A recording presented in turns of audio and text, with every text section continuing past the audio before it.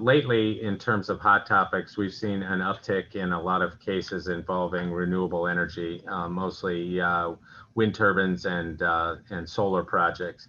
I suspect that that's a result of a new administration federally and extension of tax subsidies and other green energy initiatives. The question really becomes for each township, is how your constituents feel about those projects, particularly on wind, but more so now even on solar, where you have large scale projects planned in mostly agricultural or rural communities. And that impact on those who may not be within the wind project itself, but maybe adjacent to it and would have some adverse impact by those. And so it's important for each municipality to ensure that, to the extent each township wants to regulate that area, that you have a sufficient ordinance both on the solar side as well as on the wind turbine side.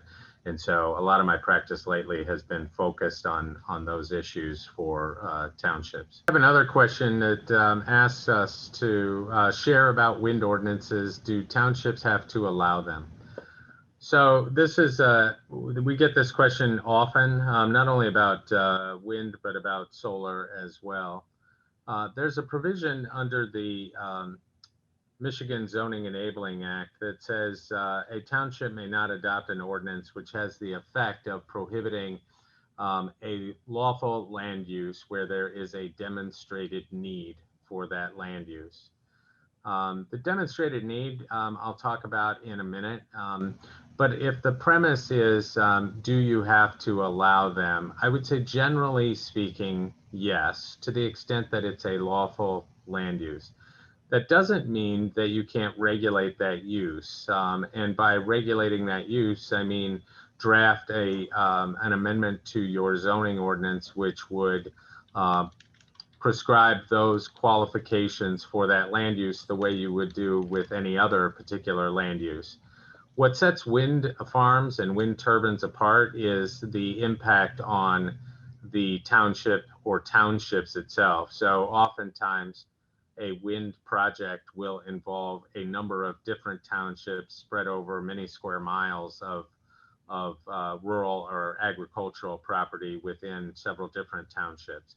And so it's important to understand how you can regulate those and what the limits of that regulation is until it becomes an exclusionary land use issue. And that is where it has the regulatory effect of precluding or prohibiting that land use. I am not aware yet of any cases in Michigan where a township has regulated a wind turbine where a judge has actually determined that it was exclusionary. And that's likely because when we draft, say, wind ordinances, we do so in a manner that specifically permits those by, say, a special use permit subject to a bunch of conditions that you might otherwise include in a special land use permit review. So things like that we address commonly are the height of the turbine, setbacks, noise limitations, ice throw, shadow flicker. All of these terms are sort of unique to wind turbines. So some of our clients certainly will regulate wind turbines less aggressively than others, and others have decided they want to regulate those to the best of their ability, whatever the limit of their legal authority to do so is. So, when we deal with these ordinances, we're certainly aware of the legal limitations, although those are changing as well. So I'll give you an example. If you were going to regulate, say, noise from a wind turbine, do you do that to the next, say, occupied premise and say, well, the noise limitation cannot be more than 40 dBA measured at an occupied premise? Or do you measure that now from the boundary of that parcel line? And these are decisions that ultimately have to be made by the the Planning Commission and the legislative body when they approve it. But there are certainly subtleties in how you draft that ordinance to regulate that particular land use. So we, thankfully, as a municipal practice group, we have been successful in drafting those ordinances, and then in a few occasions having to defend them when there has been litigation filed over those projects. Can a township regulate the amount of coverage of solar panels in a given township?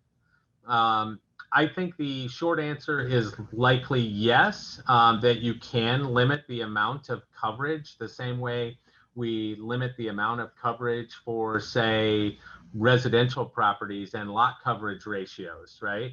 How big can your house with accessory structures be on any one individual parcel?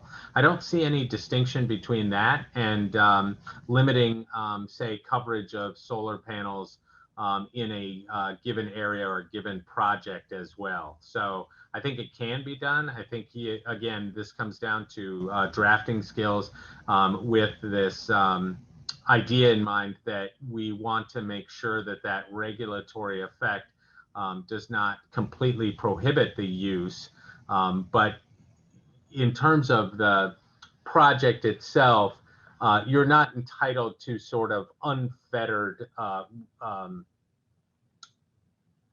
regulation, in that you can regulate these uses, and we just have to keep an eye out on what that regulatory effect then is. But if I said on a piece of property that you can put solar panels on 40% of an individual lot, that is not an exclusionary regulatory effect.